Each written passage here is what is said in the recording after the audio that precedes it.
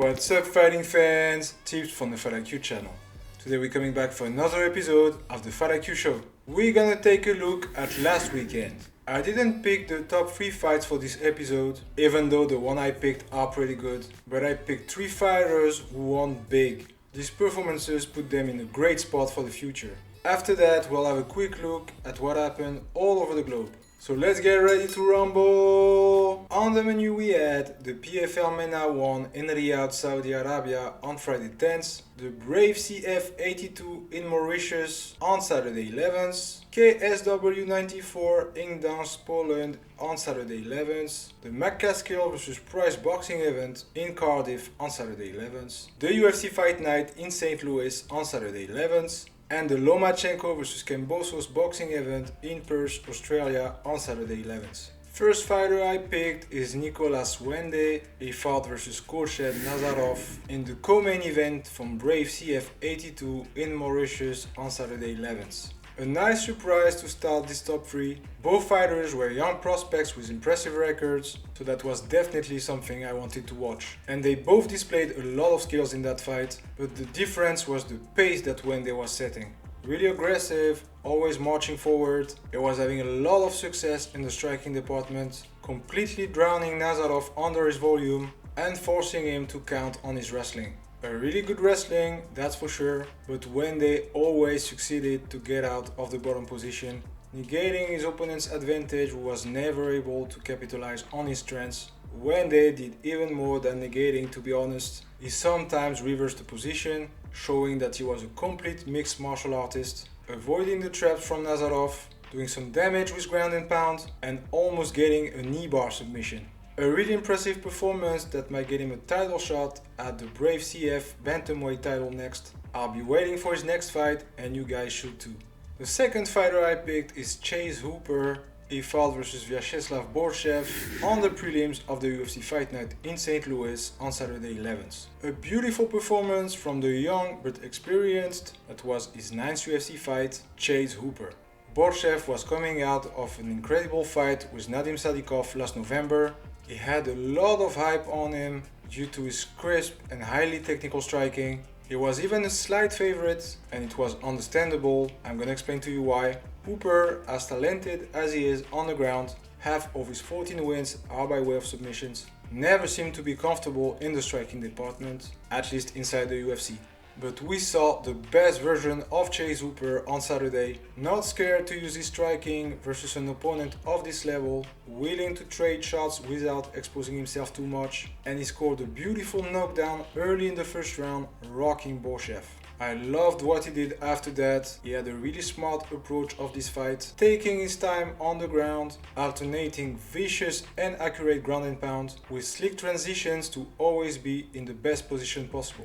He won the fight via submission, even though you can discuss the tap. I'm really not sure that Borchev was tapping. I think he was more replacing his hands. Anyway, great performance from Hooper, showing that lightweight is the right weight class for him, now with an ongoing 3 fights winning streak. Let's not forget that Hooper is only 24 years old, he is now showing progress and how complete he is becoming. As a bonus, he called out Paddy Pimblett. I don't think he will get that fight, even though it might be fun to watch. Can't wait to see who will fight next. And last one, and the biggest winners of all, Vasyl Lomachenko. He was facing George Kambosos Jr. in the main event of the boxing card with the same name in Perth, Australia on Saturday 11th. 1 year without boxing, 36 years old, coming out of a painful loss and facing a world champion 6 years younger than him. People were already doubting the Ukrainian. Is he still the same Loma? The answer is yes. The most technical striker from the lightweight division did it again.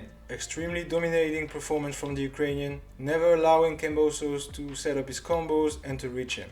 Loma went crescendo, setting up good combinations, finding great angles to hit Kambosos thanks to his amazing footwork. He even stopped the Australian with nasty body shots, showing he still has the power to finish his opponents. To be honest, there are not much boxers with that level of skills, and watching his fights is a great way to learn what makes boxing so great. He has extremely powerful fundamentals, really close to perfection. He is now back in the win column, new IBO and IBF lightweight world champion, still looking crisp at 36, and back on the road to become undisputed champion, even though it won't be an easy task. Shakur Stevenson, Tank Davis and Emmanuel Navarrete are the other title holders. I can't wait to see what's his next move. Will it be a title defense or will he go for another belt? I'll be watching anyway. We had some other interesting fights last weekend. At the UFC Fight Night, great performance from Joaquin Buckley, dominating round 2 and 3 versus Rosie Boev, scoring a great win in his hometown and showing he's not afraid of anybody.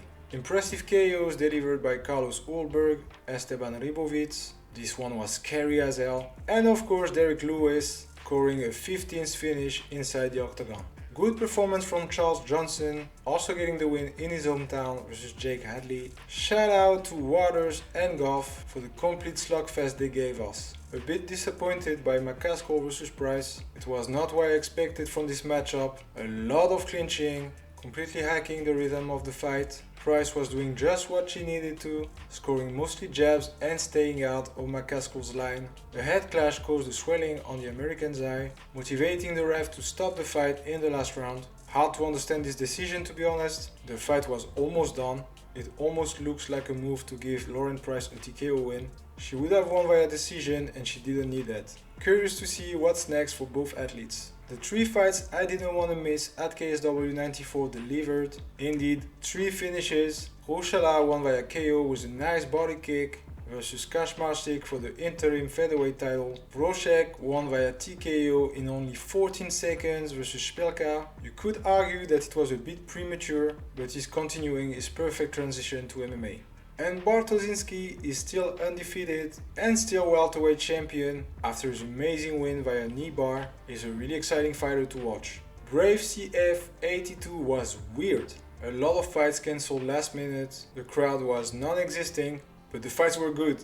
Ilyas Giroun won with a beautiful guillotine, a special move versus Ananias Mulumba. Non-stop action in the main event between Debele and Torres. The South African keeping his title after a win via unanimous decision. Malik Basael won his fight at the PFL Mena 1, continuing his almost perfect amateur career. What will be next for him?